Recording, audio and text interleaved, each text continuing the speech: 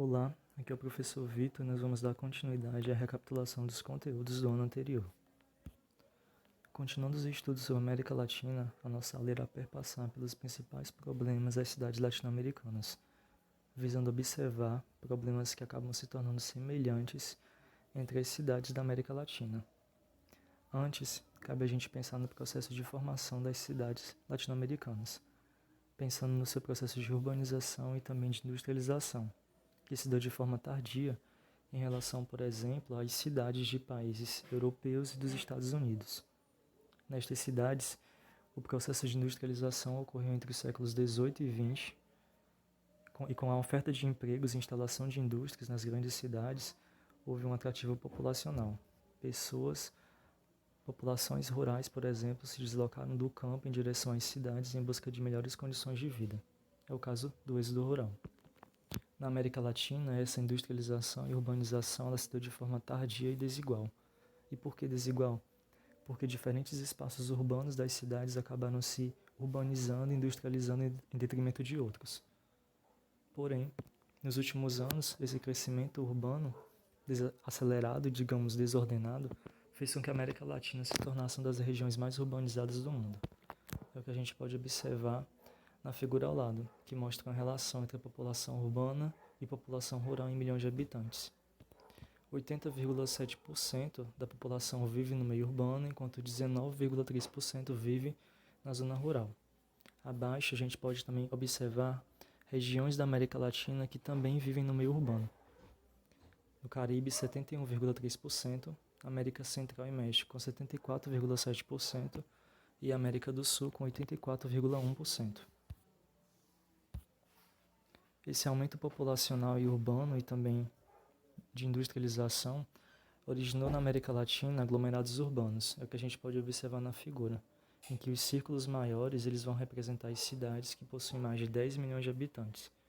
É o caso de 4 regiões metropolitanas: Cidade do México, São Paulo, Buenos Aires e Rio de Janeiro. Esse aumento populacional e esse processo de industrialização e de urbanização, o crescimento das cidades latino-americanas originou diferentes problemas. A gente pode citar, por exemplo, a pobreza, em que, de acordo com dados do CEPAL, muitas famílias com menos de um salário acabam utilizando para suas necessidades básicas, o que é insuficiente. No que se refere ao saneamento básico, as grandes cidades acabam tendo uma deficiência, no que refere-se às redes de água e redes de esgoto. O desemprego também é outra questão que aflige principalmente jovens de 15 a 29 anos, que por não terem oportunidades acabam se encaminhando à criminalidade. E tem-se o trabalho informal, em que muitas pessoas, por não terem contratos fixos, acabam se utilizando de bicos, de vendas, para suprir as suas próprias necessidades. A mobilidade urbana também é outra questão. Ela se torna deficiente nas grandes cidades.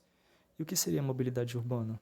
Mobilidade urbana seria as diferentes formas de se locomover nos centros urbanos, nos espaços urbanos da cidade. A gente pode citar, por exemplo, a necessidade de pessoas se locomoverem para shoppings, comércios e diferentes serviços, e isso é dificultado, por exemplo, pelos trânsitos que acabam se tornando caóticos, devido, por exemplo, à aquisição de transportes individuais. Nos últimos anos, as pessoas acabam se utilizando de carros mais do que de transportes coletivos como ônibus para se locomoverem na cidade. Isso acaba originando um trânsito caótico e uma mobilidade urbana deficiente. Na América Latina, a gente também pode citar a existência de uma segregação socioespacial urbana. E o que seria essa segregação socioespacial urbana? Seria uma separação entre classes sociais nos espaços urbanos, nos diferentes espaços da cidade. A expressão segregação, ela significa separação. E essa separação ela é existente entre as classes sociais na cidade. Populações com rendas altas acabam usufruindo dos melhores espaços do centro da cidade, dos espaços urbanos da cidade, enquanto que as famílias de classes baixas, com rendas baixas, acabam se localizando nas periferias da cidade, não usufruindo dos mesmos espaços. Concluindo nessa parte, a gente pode perceber que a cidade é uma expressão visível das desigualdades entre seus moradores. as diferentes classes sociais elas não usufruem dos mesmos espaços da cidade. Essa segregação ela é perceptível nas habitações precárias, favelas, alagados e zonas de risco, onde pessoas acabam se distanciando dos principais centros, os principais serviços, né, da cidade e acabam se localizando nas periferias. É o caso, por exemplo, aqui dessas 3 imagens, onde há uma representação de habitações, digamos, precárias, né, dessas populações de baixa renda, como palafitas no Peru, barriadas em Lima, também no Peru, e as favelas também do Rio de Janeiro e também São Paulo. Com a existência dessas grandes desigualdades e também dessa segregação, a América Latina ela é conhecida, né? Ela também tem uma história ligada também a movimentos sociais. Esses movimentos sociais eles buscam lutar por essas populações que não usufruem dos mesmos espaços da cidade.